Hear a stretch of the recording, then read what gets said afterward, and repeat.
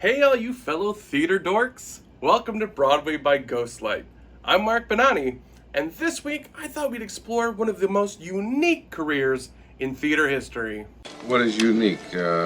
Latin for asshole? George Spelvin has probably had the most incredible career of any performer in theater history. Who is he? He's George. Spelvin made his Broadway debut on November 15th, 1886 in the play Carl the Peddler by Charles A. Gardner. His last appearance on Broadway was in the Tony Award-winning musical The Mystery of Edwin Drood in 1985, almost 100 years after his debut. How old is this guy? And technically, he's never actually announced his retirement from the stage. Not only has Mr. Spelvin appeared in almost 100 Broadway shows, Damn! he has also been featured on screen and on television. He's had interviews with Vanity Fair, New York Times articles written about him. He has an award named after him, a theatrical society in his name, a few theater companies named after him. Popular guy. And in fact, the night of his Broadway debut, November 15th, is actually known as George Spelvin Day. Now this is a holiday. Probably most impressively, he once appeared in 9 different shows in cities like New York, San Francisco, Chicago, all in a single night. How is that possible? So who is this theatrical man of mystery? Yeah, who? How is he able to do all these things? Yeah, how? And why have you probably never heard of him? Yeah, why? Well, it's actually pretty easy. So just tell us the answer. George Spelvin doesn't exist. Doesn't exist. That's right, George Spelvin is actually a pseudonym, a long-time theater tradition that has since fallen out of practice. It's a tradition. Yeah, well, so was sacrificing virgins to appease the gods, but we don't do that anymore. Well, maybe we should. Anytime a fictitious name is needed for a playbill or program or billing, the name used is supposed to be George Spelvin. There are various reasons why the Spelvin name has had to be used in programs and playbills throughout the years, mostly to cover up when an actor is playing 2 roles in a single show. Liza has the key. I shall get Liza to fetch the key. Liza? Yes, Miss Wendy. Though it's very common now, and even expected, I would say, for actors to play multiple roles in a single show, especially if they're, in the ensemble. I must play many, many, many roles.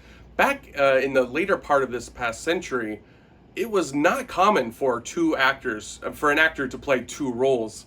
It was not done. It was sort of taboo, really. So when it did have to happen for either budgetary reasons or who knows what else, that's when Mr. Spelvin would be cast and his name would appear in the program.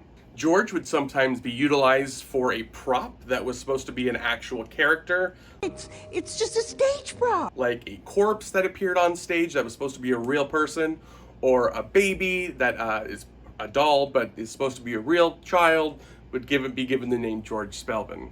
Also, if there was like a no-line part where a delivery man comes, hands someone a package, the door closes, and that's the end of that, often played by just a stagehand, that name given in the program would be George Spelvin. Spelvin would also be cast deliberately in a lot of shows like murder mysteries. A murder mystery! When one actor would be playing 2 different roles, but the audience wasn't supposed to know that until the very end, like a plot twist. So they would put George Spelvin's name in the program so that anyone reading the playbill wouldn't catch on to the big twist. Also, if a character is supposed to show up in a play, but never does, he would be cast. I'm sure Spelvin has been cast many times as Godot throughout the years, or Godot. I don't even know what it is now anymore. Anyway, topic for another day. Moving on. George has even been utilized to cover up actors' true identities upon their request. No one can know.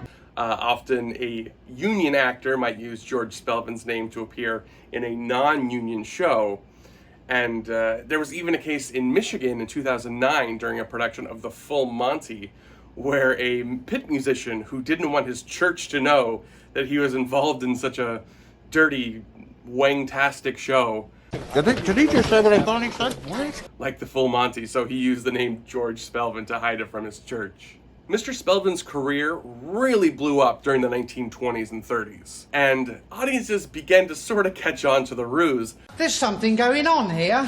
But that only made George Spelvin even more loved, and producers began to have a little fun with George. So his name would often change with the setting of the show.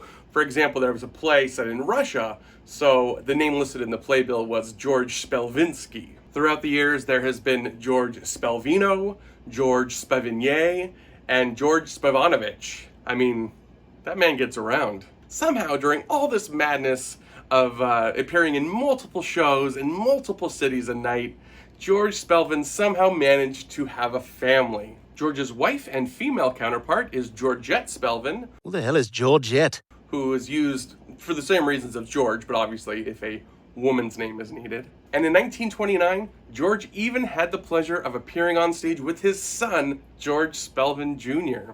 Father and son together at last. There is another Spelvin. Another one? Georgina Spelvin. She was once very popular, but when actress Shelley Graham began using the name Georgina Spelvin to appear in adult films, ever since then, Georgina's been sort of the black sheep of the family, and we don't talk about her anymore. Never ever mention that name in my presence. So where the heck did George Spelvin come from? That's what I want to know! Well, like everything in the theater world, it seems, there are multiple different origin stories for the character. One theory attributes the creation of this phantom actor to producer and legendary impresario David Belasco. David Belasco was a very, very superstitious man. So one of the plays he was producing, it turned out he realized had 13 characters, and he did not want to cast 13 actors and have his production be unlucky. So he hired 12 actors and had one of the actors share 2 roles and the other one given to George Spelvin. 19th century star William Collier and his partner Charles Reed claim that they invented the character of George Spelvin during the run of their hugely successful comedy Haas and Haas, which toured the provinces in the early 1890s. During the run of Haas and Haas, a almost entirely improvised show filled to the gills with gags. Stuffed to the gills, dude. Charles Reed and William Collier would often try to one-up each other, would add in new business, try to make the other one break, essentially. And when one would eventually break and ask the person on stage, where did you figure out that bit? Where did you get that bit of business?